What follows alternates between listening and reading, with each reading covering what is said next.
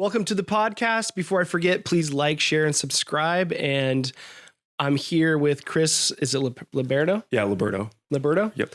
Welcome to the podcast with Chris, and thanks for your service to our country. Well, thanks for having me. Absolutely. So we just passed yesterday was Veterans Day. Was there anything you did special for that, or is it like No, just kind of hung around the house, made an Instagram post, and nothing too crazy. Lit up the barbecue and just relaxed, which is nice. So I think a lot of people did that. Yeah. Absolutely. So your father, you said you had a 4-year-old and kind of like fighting terrorism at home. Oh yeah. She, it's better than the 3-year-old age, but are the terrible twos? They say terrible twos. Yeah, it's getting better, and it's absolutely wonderful actually to have a kid. But that's awesome. But yeah, she's a handful for sure. She's gonna be a smart one. That's awesome. Yeah, kids are amazing. I have 2, and it's just crazy how fast it goes. Mine are 14, so 10 years went by like that. Oh yeah, I believe it. So tell us a little bit about your service. You were in special operations. Yeah, so I was an EOD tech, and that's explosive ordnance disposal. Basically disarm bombs. Audience probably knows it as the bomb squad or James Bond sitting there cutting a red or green wire. But our job actually goes a lot further than that, where we use robots and electronic tech to disarm everything from sea mines to hostage vests to just regular dud ordnance that was dropped out of a plane. So, wow. Wasn't there a movie about that like 5-10 years ago? Yeah, The Hurt Locker. The Hurt Locker. Was it similar? Was it kind of like that, or is that totally Hollywood? It's very, very Hollywood, but I guess it has some similar ties to it. So like, you don't just walk all badass into the thing like, I'm going to take this bomb out. No. We definitely work as a team, and it's coordinated. And you're not just one dude with a big suit on. No, there's definitely a scene where he takes all the deck cord and pulls up all these 155s. 1, those things are ridiculously heavy, and 2, that would never happen in real life. So it sure looked cool. Yeah. That's awesome. So you went from the Navy to being an entrepreneur. Yes. Yeah. I actually started in entrepreneurship while I was still in the Navy. Started a company called Ironsmith. We do apparel 3 years before I got out, 2015. And it was kind of fell into entrepreneurship, if you know what I mean. I made a couple shirts, sold to my buddies, and then started pick up. I was like, oh, I have something real here. And cool. Now it's time to focus in business. So did you, like at a young age, were you into kind of doing your own kind of business, or was that just something that fell into your lap? Absolutely. Actually, looking back, I've always had an entrepreneurial spirit, and I guess you could say society was driving me down the STEM direction, science, math, tech. I actually went to Cal Poly for a year to be an architectural engineer. Figured out I actually liked architecture much more than engineering. But I also was doing a graphic design side work as a freelancer at the time, and I was doing pretty well for myself as an 18-year-old.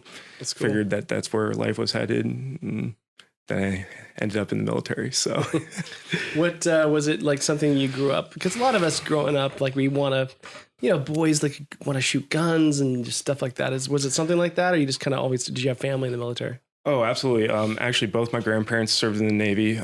Nothing in particular special. But I think growing up, that was the epitome of what manhood looked like to me. And so I wanted to join, do my time. And at that time, I wanted to be a Navy SEAL, like every other young kid. They're that's like, man, hard. These are badass. Like, and so that was the direction I wanted to go at the time. So the whole podcast isn't going to be about the military, but I do want to ask you a question. Were you ever in a situation? I mean, bombs. That's a crazy side of the military business, right? It's like dealing with bombs is a real big deal, right? And it's scary. Did you ever have any situations when you're in the military where you thought you weren't going to live, or you were kind of backed into a corner and you just?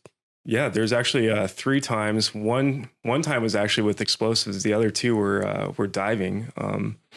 And the time with explosives wasn't even in combat. It was we were doing a demo shot, basically getting rid of some old ordnance in the South Pacific. Okay. And like older from World War II? Yeah, World War II ordnance. So we were stacking it. We were actually with the Canadians. The Canadians did a demo shot, and I went downrange to where we did the demo to check everything with my partner, make sure it all went.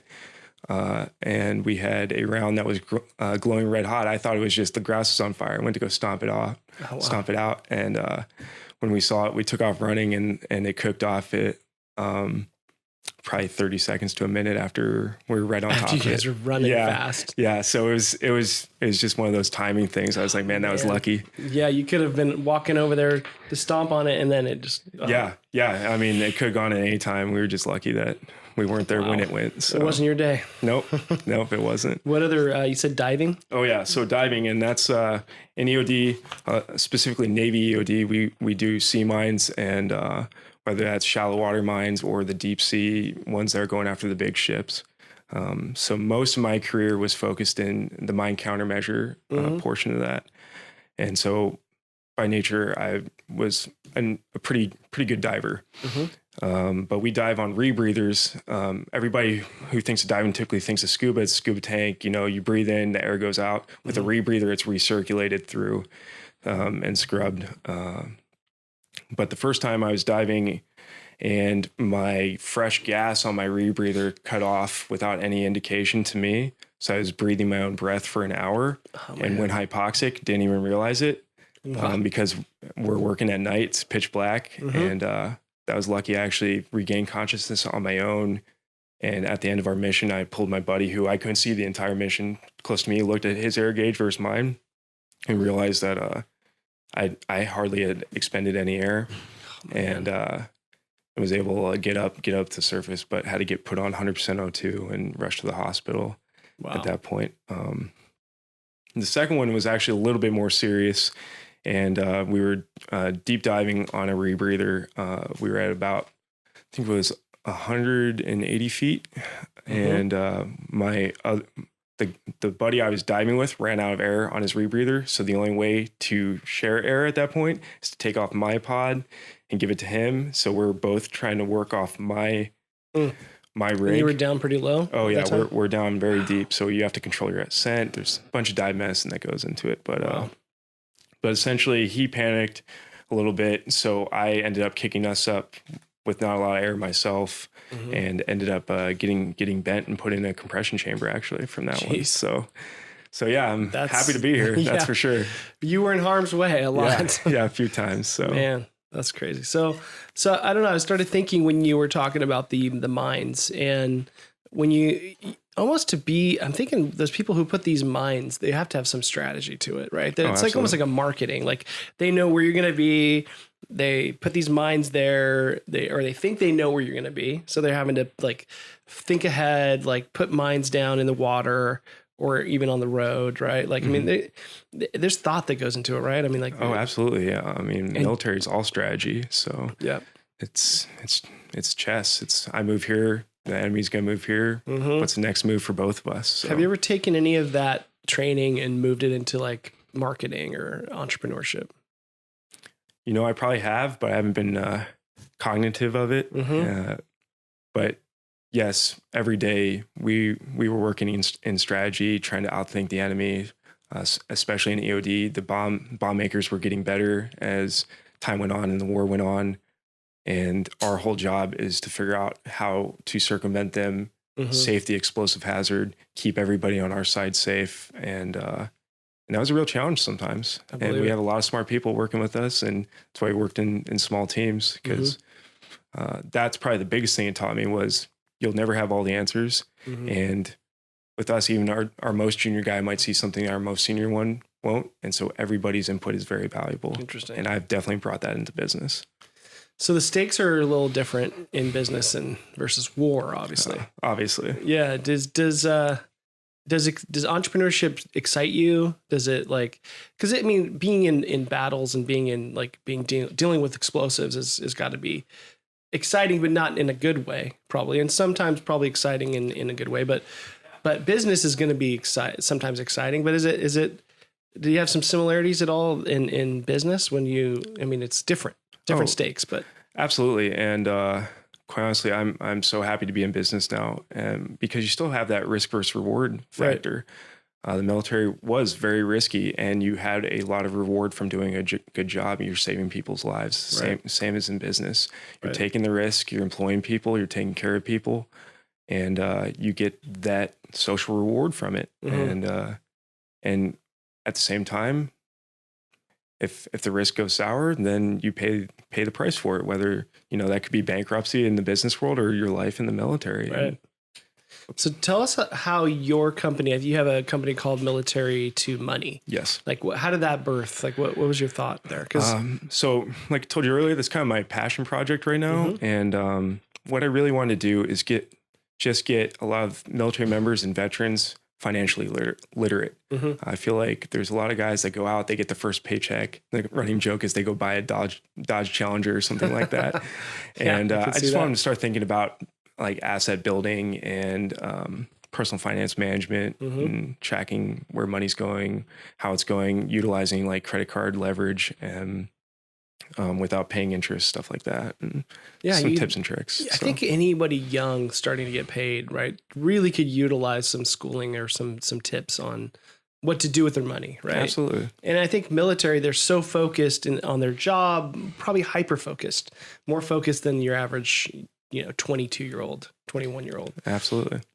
And because they have to be, it's like life or death. So, their money is probably like a second thought, like something that's not even that important. It's just like, sustenance and eating and, you already have your home, your what do you call it? Your housing. Yeah. You taken have care housing, of. Yep. Food, medical, all that stuff. So, right. And so they can probably go blow some of their money because they think, well, I already got my food and my housing taken care of, but I don't have my future necessarily after. And that's actually a great point, because in the military, things are pretty comfortable in terms of your financial situation, but people forget that they're not always going to be in the military, whether they do 4 years or 20 years. Right. And I think when that comes time to transition, they have trouble realizing that, oh man, like I've been living this way my entire life, and now I have to make a switch. How do I do that? Is it kind of a shock when you come out of the military and you go into civilian life? Is it because it's almost like a lot of a lot of military do it much later in life. When you go from living at home with your parents to military, it's you're getting taken care of in a similar way, right? But so you delay that shock that some teenagers, 18-year-olds might, when they get booted out of the house, if they do, then they got to start dealing with their own food, their own, insurance bill, their phone bill, like their housing, their food. It comes a little bit later, right? 4 years later, maybe 10 years later. No, I agree to that. And I'll kind of disagree to that. In the military, because you are given all that, you become very self-reliant as well. So immediately you have an 18-year-old, didn't go to college, but they're paying their own cell phone bill. They're paying their own car payment. Right. They might fly back and visit mom and dad or whatever, but they're on their own now. Right. And they're part of the Navy or military family, whatever it is. Whereas I feel like in more of today's youth, you're going to school, but your parents are still helping you with tuition. They're still helping pick up the phone bill. So it's like kind of like college in a way. Exactly. So the military, exactly that. It's like a quick version of college. They teach you what you need to know to do your job, but then they still shove you out on the world, and you're still there. It's and you way still more got a boss yelling at you in your face, Right. And ultimately you got to get the job done. And in a lot of cases, your life depends on it. So right. I have ultimate respect for that. I mean, I did not serve, so I don't know what it's like, but I have friends that have, and I know it's intense. But talk to me about like coming out of the military. Is there other programs where you, like, I know with Military to Money, is it helping people in the military mostly, or when they get out, or both? So I wanted to do both with that, and mostly geared towards the younger generation and start thinking beyond just investing in a 401k TSP plan that the government offers. And yes, there are quite a few programs. Again, they're government sponsored programs. They're very dull. There's nothing sexy about them. There's nothing interesting. It's death by PowerPoint. They make you go to a transition program, which is the same thing. It's just, okay, here's a week of classes at the very end to teach you basically how to write a resume. And I'm like, my version of getting a job isn't going on Indeed and submitting like a resume to 80 different places. It's researching where you want to work. What do you want to do with your life? Go there, find out how you can add value to that company. Then you won't need to be, the piece of hay in the haystack. Like you're already distinguished and already have your foot in the door. And that's who I personally wouldn't want to hire. So Yeah. somebody who's passionate about what we're doing and wants to be a part of the team. So I've heard stories about some people that have been in the military for a long time, like maybe 15, 20 years. They'd rather go negotiate with like one of the highest level terrorists than go look for a job. Like to them, it's more scary to leave what they know and what they've been doing and go out into the civilian life than to like go, do something like that. Does that ring true, or is that? Yes, I feel like that's very true. Once you've done 20 years, I got out at 10, and it's right at that point where you kind of make a decision whether you're going to be a careerist in the military or it's time to go pursue other options.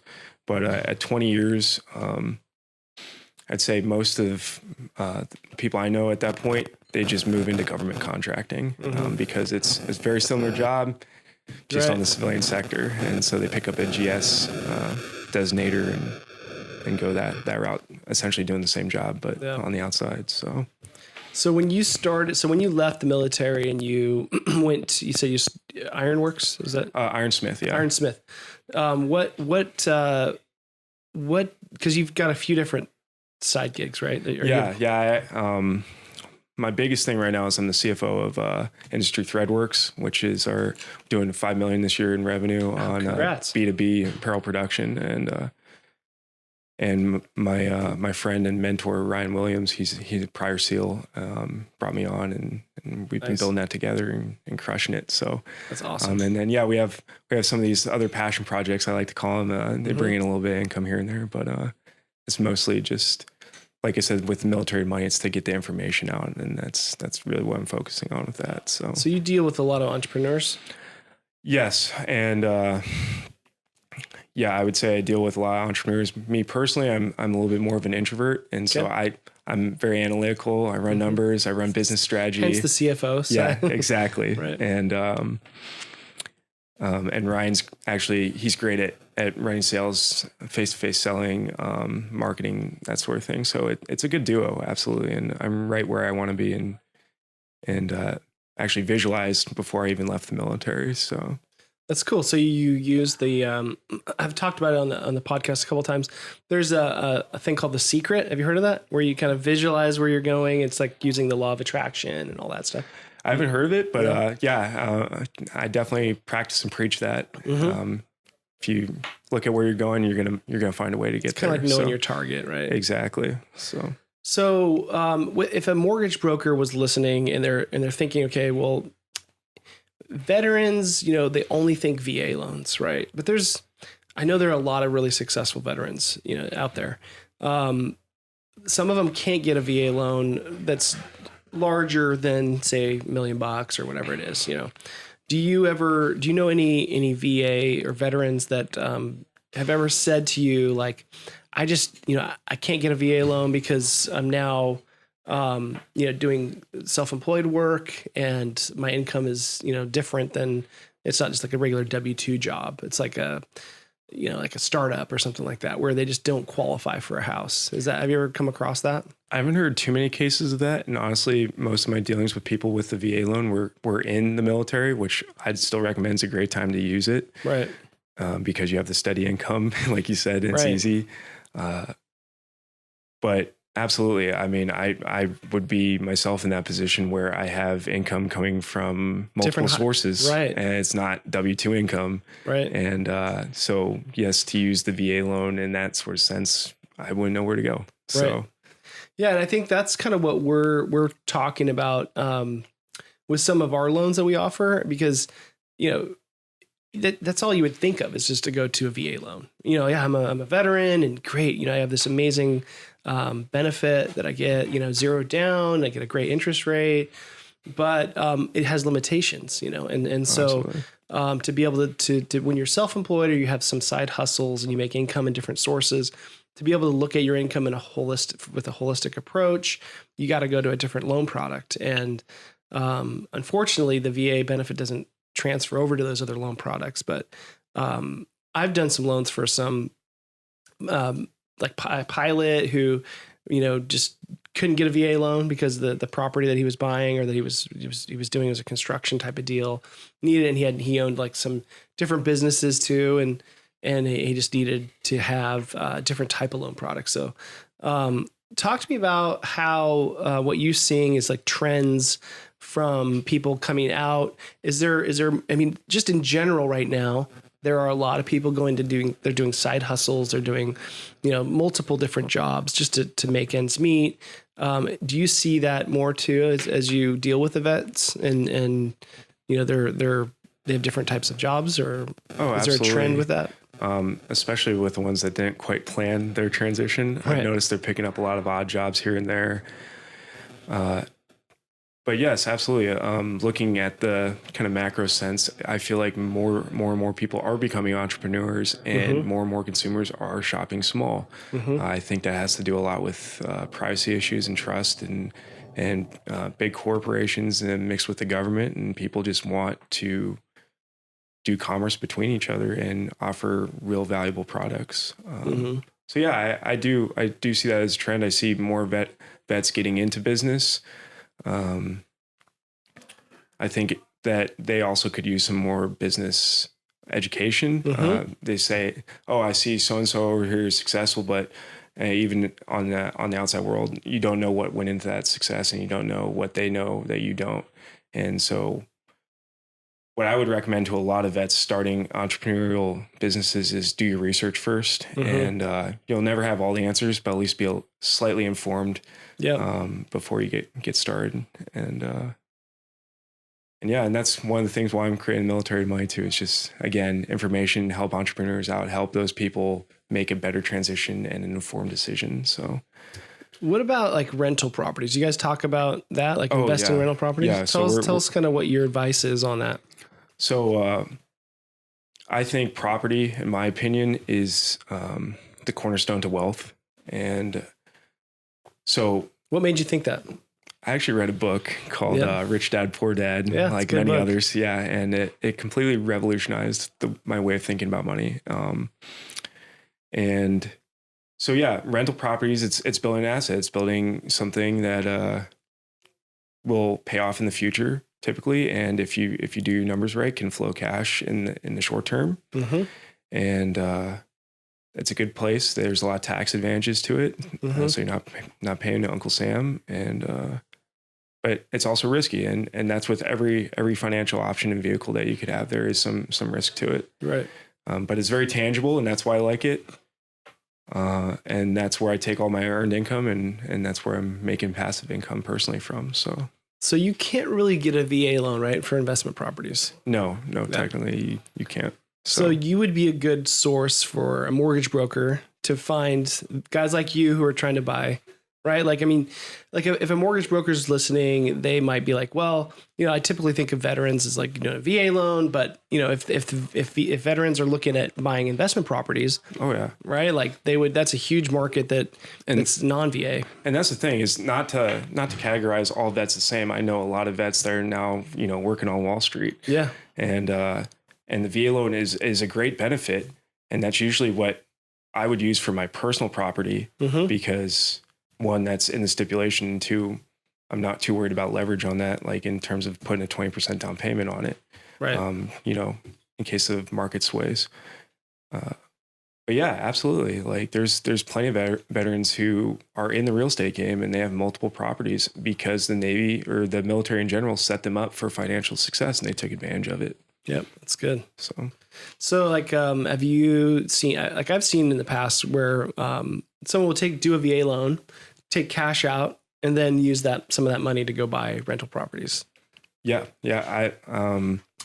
Me personally, I was in some debt and fixed up my house with cash out, and then we just refied and moved out, and now I'm using that as a rental property and looking to buy my next. That's cool. Yeah.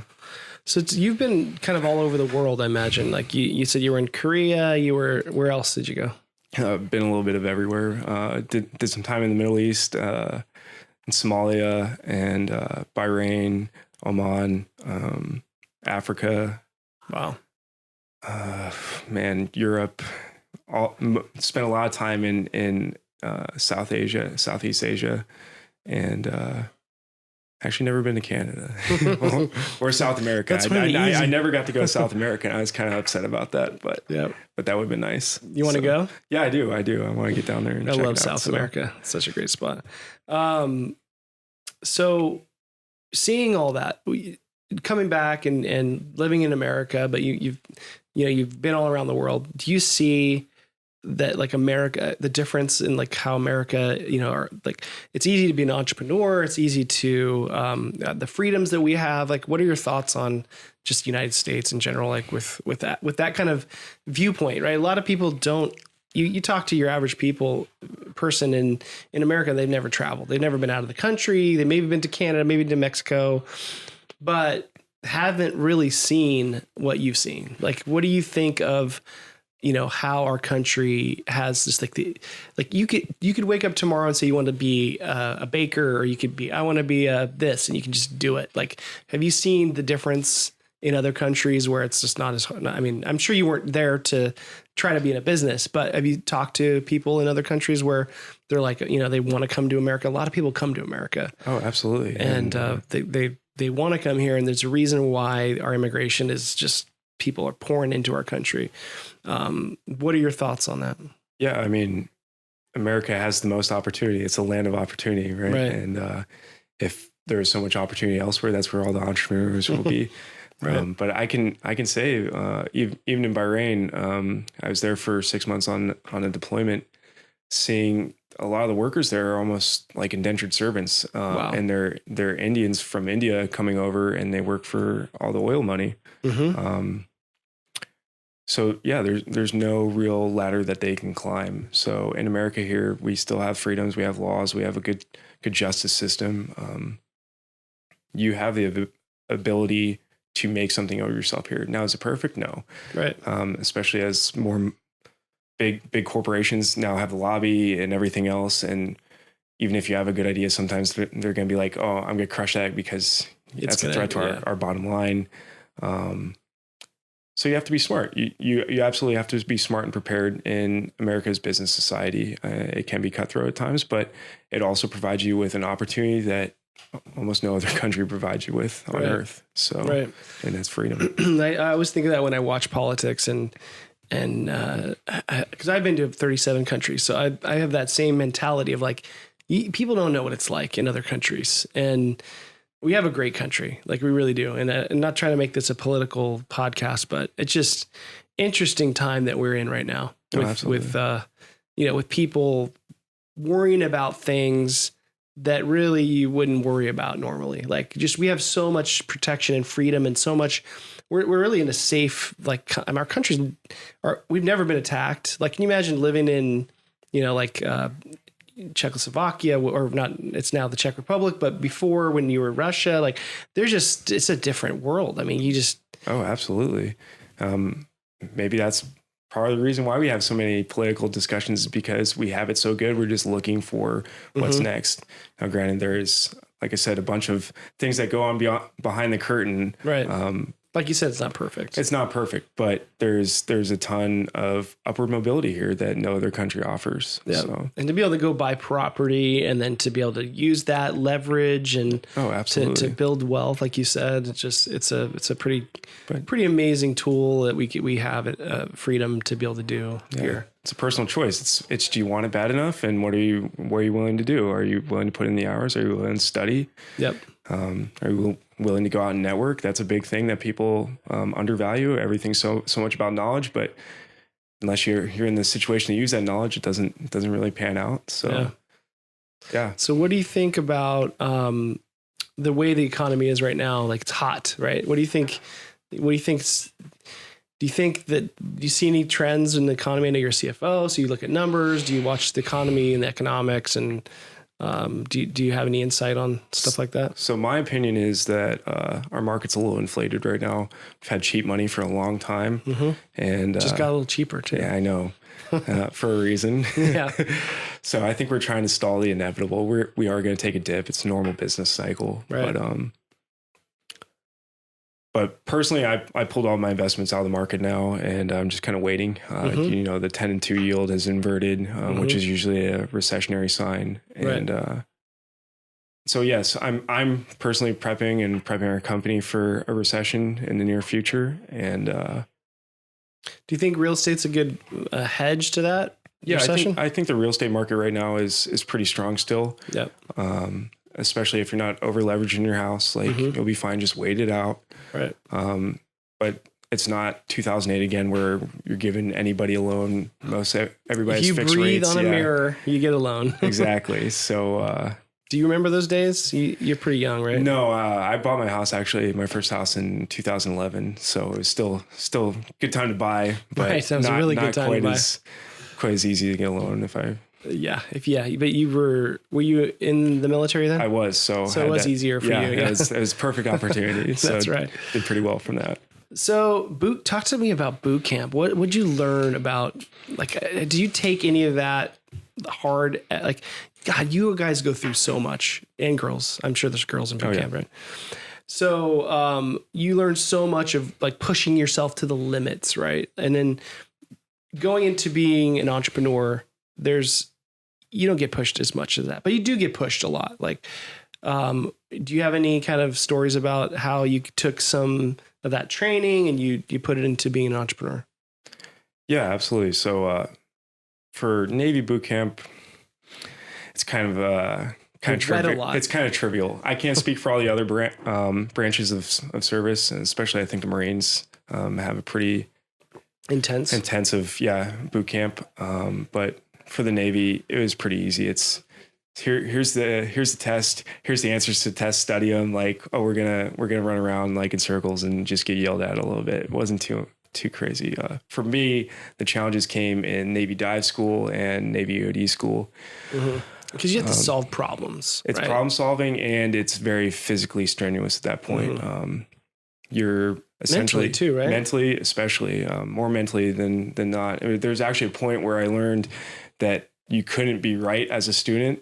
And so it was all just a game, and that's kind of what got me through. I was about to quit because, I was like, you couldn't get. It's like an escape room that you can't escape. Exactly. So short story. I was in charge of my class, and we were getting to the pool deck. I was 15 minutes early. They wanted to say that we were 15 minutes late. I was for sure. I was like, screw this, I'm done. Like, I was thinking about it, and then I just realized, oh, it's just a game. And so, as we're getting, quote unquote, we call it beat, but that's just doing push-ups and sit-ups and whatever else for God knows how long. It kind of dawned on me like, oh, this is just a game, and let's just have fun with it while it's going. And that's what got me through all the training. Do they do that a lot in the military? In the special programs, I'd imagine they do. In the regular military, or in my experience of fleet, it's get through boot camp. Now go learn how to do your job, and now go to a ship. So, excuse me. How much on teamwork is there? You've got to rely on your partner or your team member. Like, is that like, do you use that in business? Oh, absolutely. And like I was talking about before, especially in EOD, anybody can have the answer that saves your life. And so carrying an open mind and open perspective is a must. And so in business, that is what has led to mostly my success and my team's success is open communication and admitting that you're not always right and looking at different perspectives and coming together and finding the best solution for the problem at hand. That's cool. In the U.S. military, you're taught to identify a threat, adapt, and overcome as a team. Being that one of your passions is helping reverse income inequality, what would you say we can do to adapt as a country and overcome this issue? So I think the first issue with income inequality is to realize that there is an issue. We do live very comfortably in America here, and that's also slightly by design, in my opinion. If you look back 50 years, credit cards and exactly. Stuff, yeah. If you look back 50 years, a whole family could be supported on a single income. Now it's dual income. San Diego specifically, I'm knowing like couples that are living together to make the rent. And so it's becoming increasingly difficult to have more children, et cetera, et cetera. But we do have a comfortable lifestyle, but credit rules our lives. So people are running in debt typically now. And it's because wages haven't really kept up over the years. And as most of these big corporations hold a lot of the wealth, In my opinion, they just need to take care of their employees better.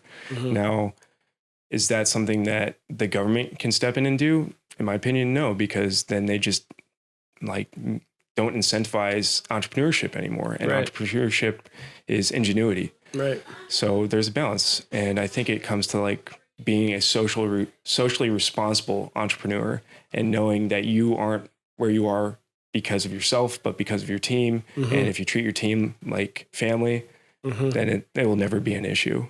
And that's the approach I take to all business endeavors, create win-win situations. So right.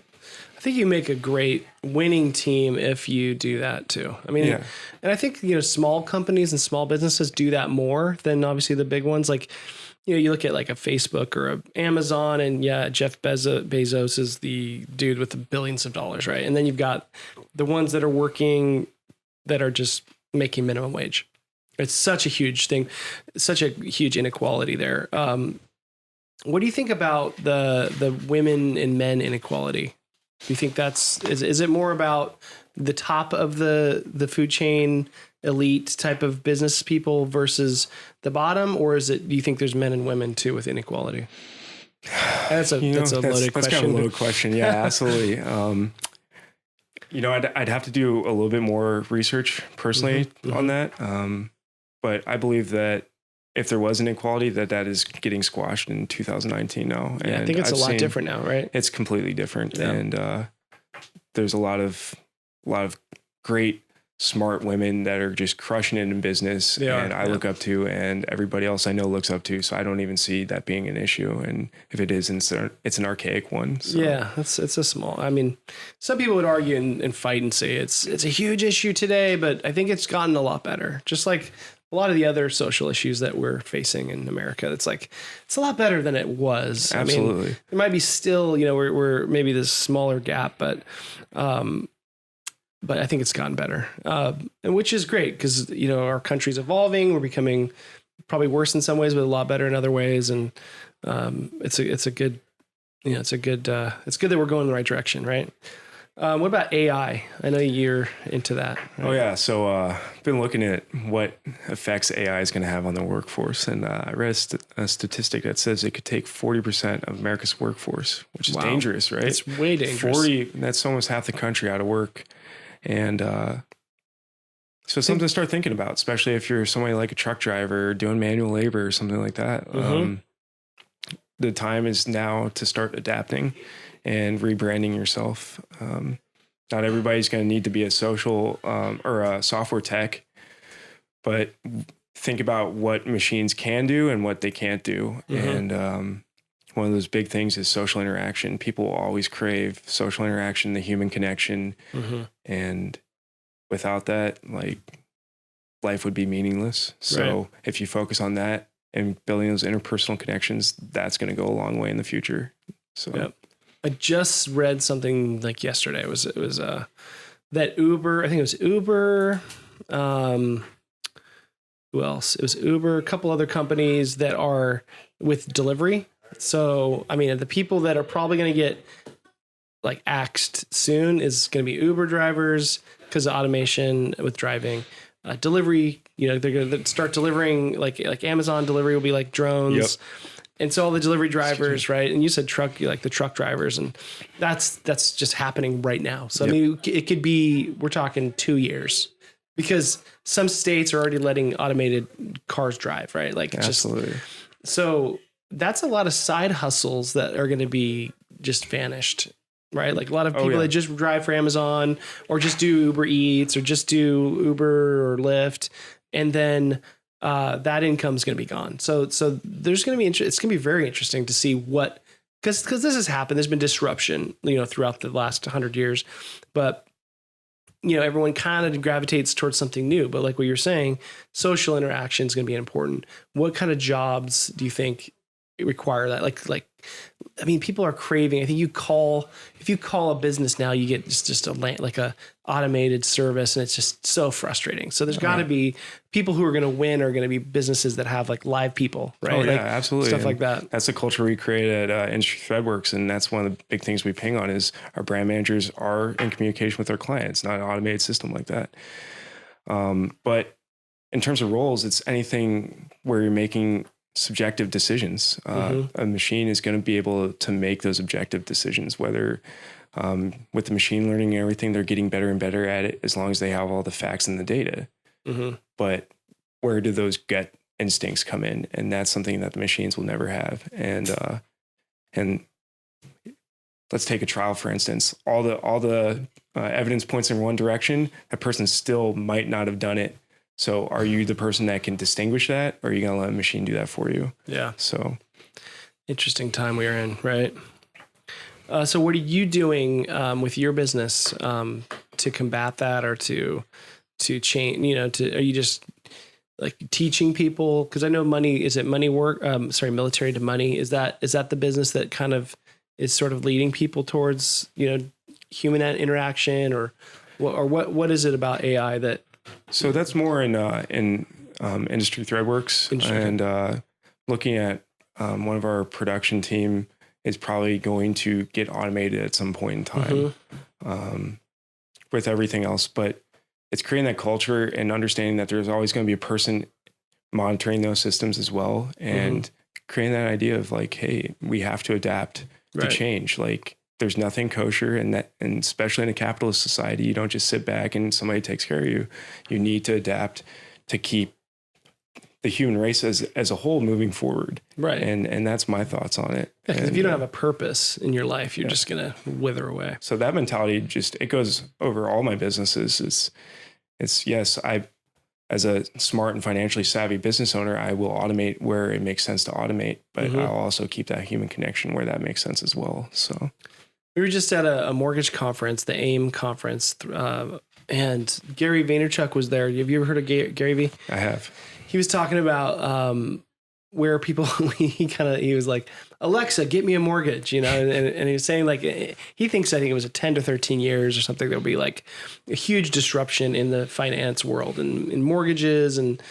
But one of the reasons, or one of the things that we focus on are these harder loans that require more in-depth look at underwriting and in-depth look at your income and things like that. But they're trying to automate it. They're trying to, a lot of the bigger mortgage companies are trying to automate some of the process, and it's already been automated in some ways, but like with the Rocket Mortgage and all these different things, they're trying to automate it. And,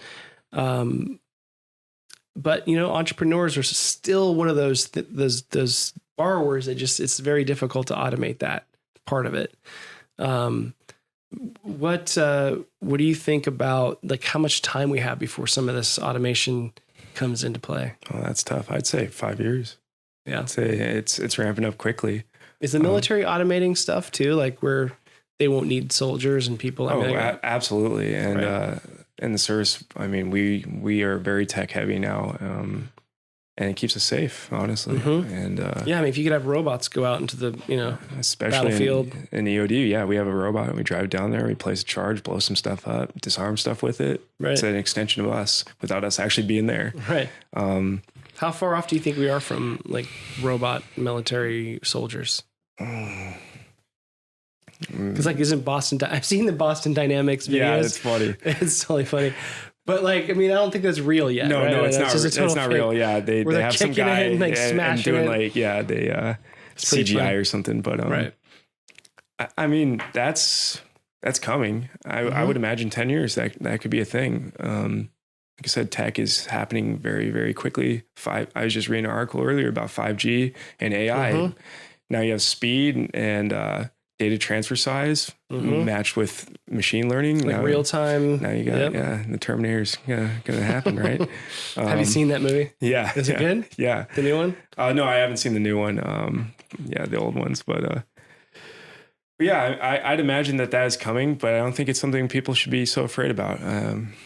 Cars displace the carrot, horse and buggy, era. So it's just something to look forward to. We're all going to adapt and we'll make it work. So there'll always be some kind of job, right? Absolutely. Like, there's always going to be something to do. And people figure out ways to they'll have to work with robots and figure out how to fix them or, how to teach them. Yeah.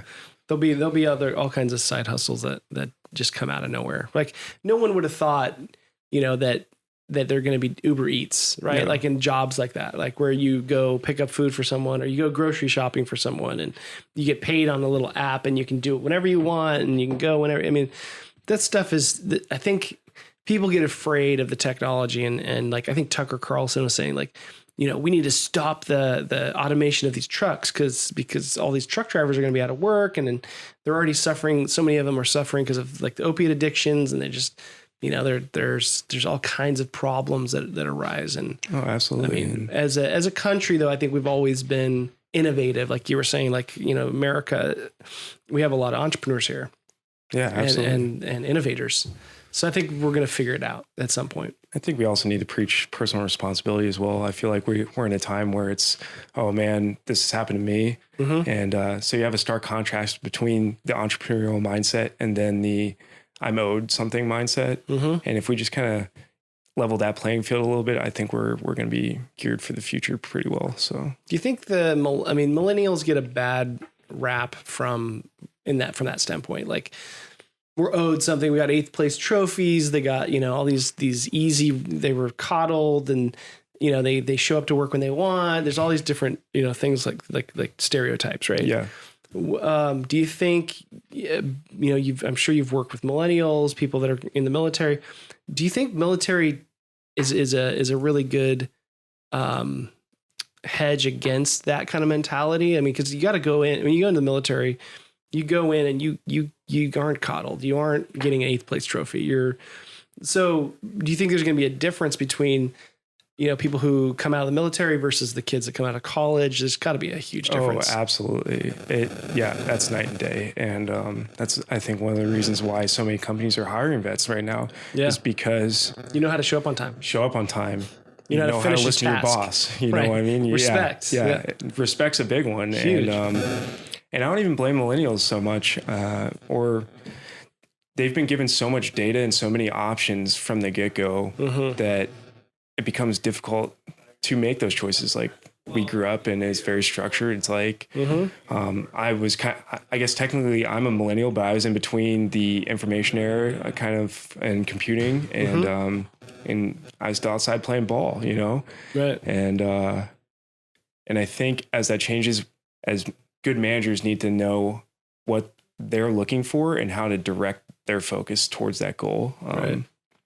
And yeah, that's a challenge. Absolutely. But the military definitely squashes a lot of that. So hire some vets, right? Yeah. Yeah. We've had everything from special forces work here to just people in the military. I mean, it's all walks there and they've all been great, so I'm a huge fan of hiring out of the military. What are you like? Where can people find what you're trying to do, and how can they reach you and even get some help on? Do you only help vets, or do you also help any kind of person? I'll help anybody who wants to have a conversation. So, I prefer one-on-one consultation or maybe a small team, stuff like that. But I'm expanding myself into doing something like this and doing a podcast, getting in front of more people. And is it militarytomoney.com? Yeah, militarytomoney.com. That's the website, or can email me directly at chris@militarytomoney.com. So that's awesome.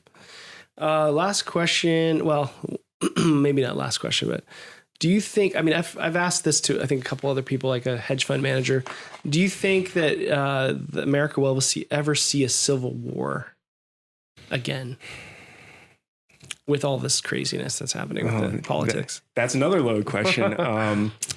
Because there's California and then there's the rest of the country and then there's New York and then, but I think that absolutely depends. Right. And me personally, I look at trends of things, and one of the big things with Edward Snowden coming out, I just watched that documentary Citizen4. Interesting. They own all the data on everybody. You can be labeled a domestic terrorist and get drone strike now. Right. Government has a lot of power, and they have a lot of power against organizing. Now, are they going to use that? Are we still going to be able to have effective organizations? I think that's what it comes down to. You mix that with the AI threat, and now people are out of work. Now they're hungry.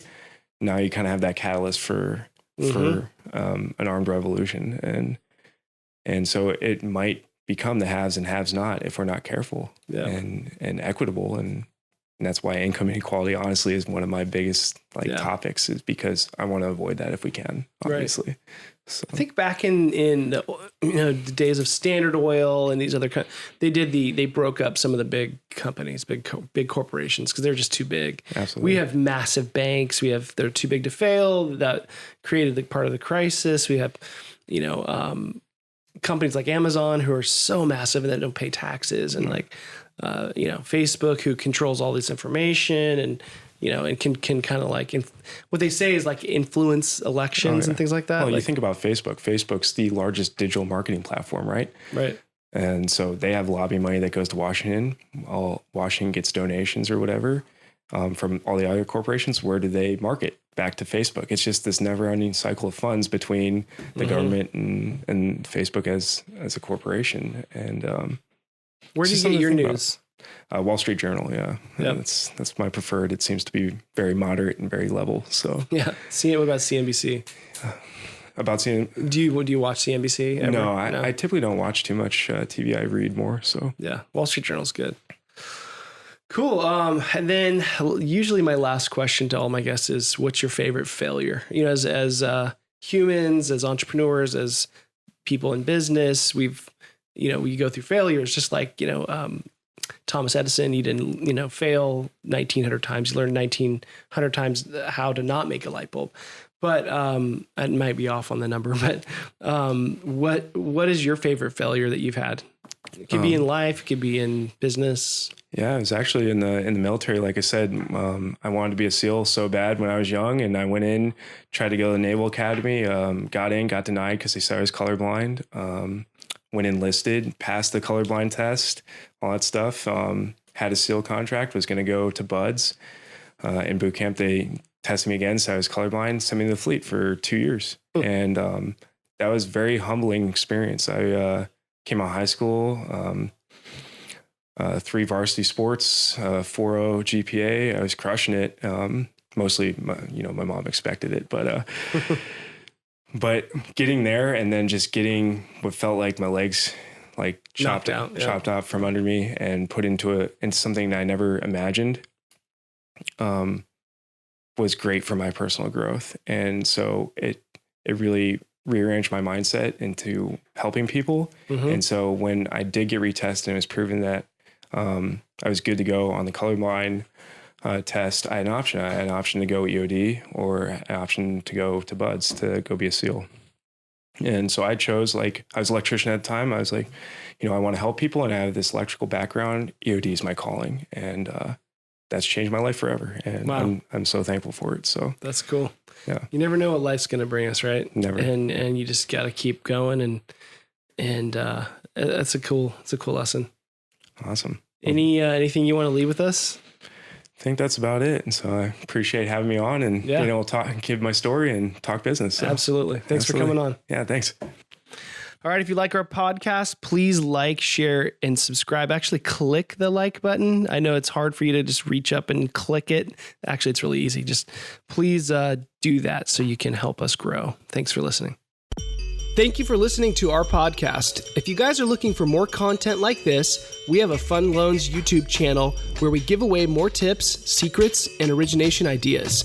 You can also email us at info@fundloans.com. And if you've made it this far, I think it's safe to say you like our content.